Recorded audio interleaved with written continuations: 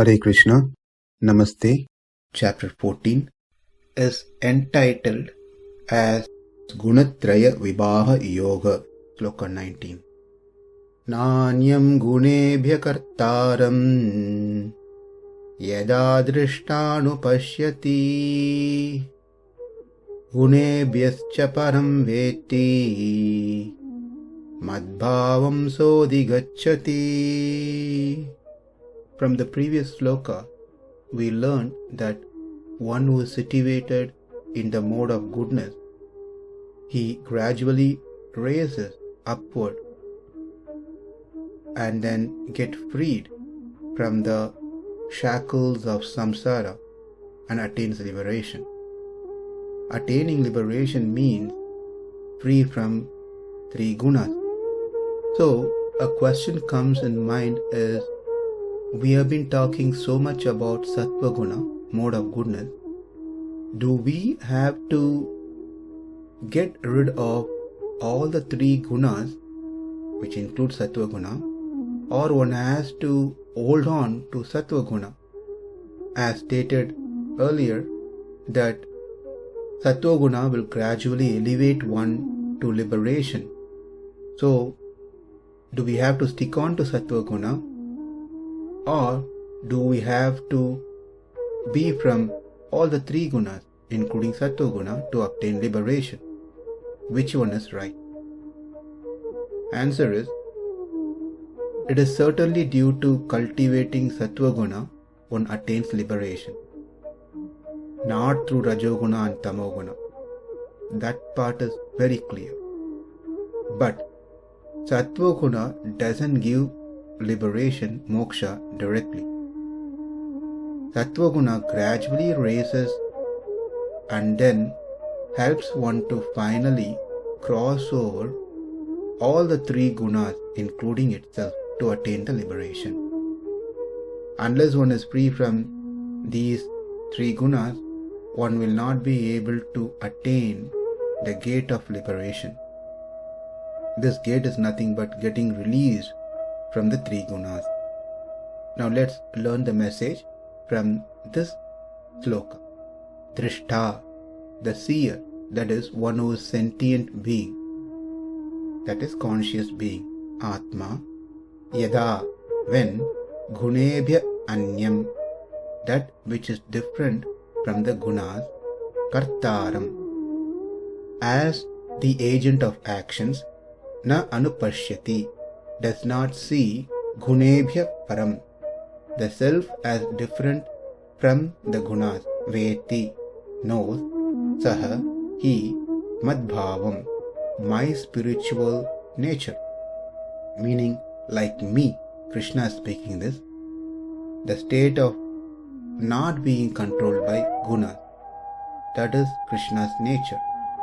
Dhigacchati, attains, Atma attains such a state of the Supreme Lord.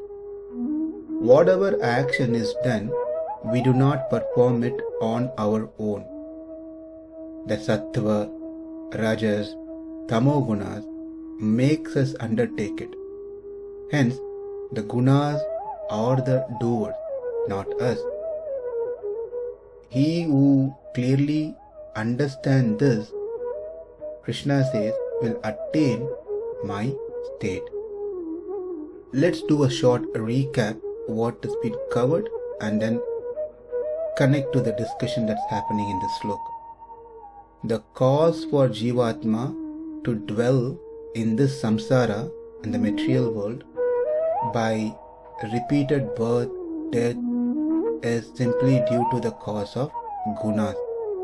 Of course, the cause of gunas is due to the karmas that one have accumulated. The way that the gunas function, how to identify them at a given time, was also explained. Each guna suppresses the other two and one becomes prominent at a given time. When Jivatma leaves the body at a particular time, when a particular guna is prominent, the destination that one attains was also discussed earlier. The reason that Krishna has to tell all these to us simply because for us to leave the Rajoguna, Tamoguna and develop Sattva-guna. Sattva-guna is like a springboard to transcend this material nature, Prakriti. And cultivation of Sattva-guna happens only through proper sattvic food and right actions that we undertake. Where to get the right food? The Lord has created many ingredients. Where to get the right actions? The Lord has given the scriptures. There are ingredients that are created by the Lord which increases respective gunas. Sattva-guna ingredient, Rajoguna ingredient, likewise Tamoguna ingredient items. If one selects ingredients that are in Sattva-guna, prepare the food in a proper manner, in proper consciousness, and that food which is being prepared is offered to the Lord, then that food becomes prasadam. When the prasadam is consumed on its limits, meaning not overeating, will certainly help one to increase Sattva-guna. And when one does karmas as it is prescribed by the scriptures, when he does them without any expectation of the results, but does for the pleasure of the Lord, will also help the person to increase the Sattva-guna. So if one follows these two methods, one will be able to gradually grow in Sattva-guna and completely control the Rajas and Tamas. When the Rajas and Tamas are controlled and Sattva is in its heightened level, he will be able to attain the highest position. That is what being explained in this sloka. But who does not follow these two techniques, method that's been provided, but intake ingredients that are of Rajas and Tamas, and does action which are not prescribed in the scriptures, or does action that are told not to be done in the scriptures, we know from the previous slokas what will be the result for those in Rajas and Tamas. But for those who consume food which are in Sattva-guna, which are offered to the Lord, will have clear and right knowledge. That time he will be able to understand that he is not the doer, it is the guna due to his previous karma that controls him to perform certain action. Atma, by nature, it is pure. Due to the beginningless karma that it has accumulated, the Atma gets various bodies each lifetime. And these bodies inherited with the gunas. Based on the karma, respective guna will be prominent than the other two. And the Atma which is being controlled by these gunas performs respective action based on that particular prominent guna. This is how it works. But in truth, Atma is pure. Let's take an example. Water's natural characteristic is coolness. But when it comes in contact with the fire, it becomes hot. That means the heat is not natural, it is just an add-on. It is acquired quality, not the natural quality of the water. Similarly, the actions the Atma undertakes here are only add-ons. They are not natural to the Jiva.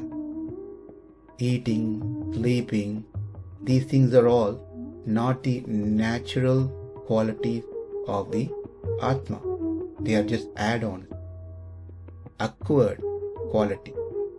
And it is because the jiva contact with the prakriti and its three gunas. In his original nature, he has no anger, anxiety, hunger, thirst, any of these things.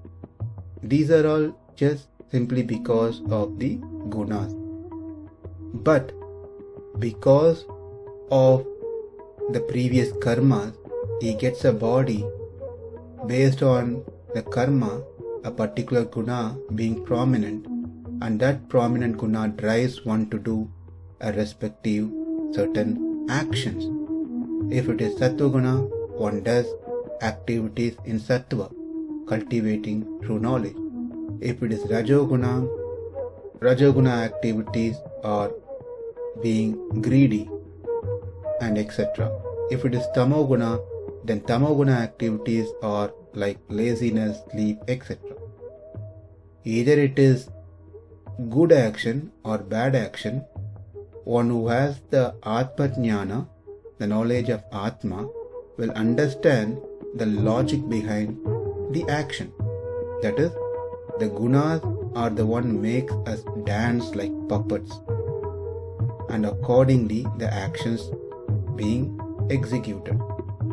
That is to say, due to one's karma, the gunas positions itself and triggers the Atma, and due to the trigger of gunas, certain activities has been desired by the Atma, and those get executed through the body. This is how things happen. And the person with knowledge of Atma knows this very clearly. And he knows very well that he is not supposed to do any of these things. In his complete original state, he will be only full of knowledge. That is his real state. When one understands this, Krishna says that he will attain the state of his own, meaning he will become like the Lord. Mad-bhāvaṁ so dhigacchati. Here when Krishna says he attains my nature, Krishna is not stating that the Jivatma becomes God, merged with him. He just says that he becomes equal and similar with the Lord in specific aspect, like jnana, ananda, things like that. So it is not to be interpreted that the Atma, the Self, attains identity with Brahman, the Supreme Lord. Saying so will be contradicting to number of statements that there in the scriptures. In Kathopanishad, there is something mentioned similar to this, but it only talks about similarity, doesn't talk about becoming one with God. Yadoktam suddhe suddham asiktam tadrugeva bhavati. Tadrugeva bhavati. It doesn't say tadeva bhavati. Tadeva bhavati means he becomes God, one with God, whereas tadrugeva bhavati means he attains a similar nature of the Lord. All this only happens when one is situated in Sattva Guna. Let's conclude with an example. A boy, good boy, due to bad association, does improper acts. In the same way, the Atma, which is good and pure by nature, performs evil deeds because of its association with the Prakriti which consisting of the evil gunas, Sattva, Rajas and Tamas. Even the Sattva Guna is considered evil because of its limits transforms into bad quality from its association with Rajas and Tamas. The Sattva Guna is always associated with the Rajoguna and Tamoguna. which produces attachment for knowledge and happiness, thereby binds us to the samsara. This is what we begin this sloka with, that sattva guna is must for all of us to progress further and to be relieved from the samsara. But sattva guna by itself, which is in connection with rajoguna and tamoguna, will keep us binded into the samsara. Therefore, one has to get relieved from the sattva guna as well.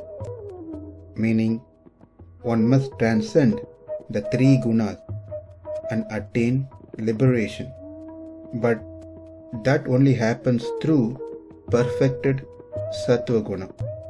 In the sloka, Krishna said mad-bhāvaṁ, my nature. So that is going to be explained in the next following sloka. nānyaṁ guṇebhyaḥ kartāraṁ yadā draṣṭānupaśyati guṇebhyaścha paraṁ vetti mad-bhāvaṁ dhigacchati. Namaste. Hare Krishna.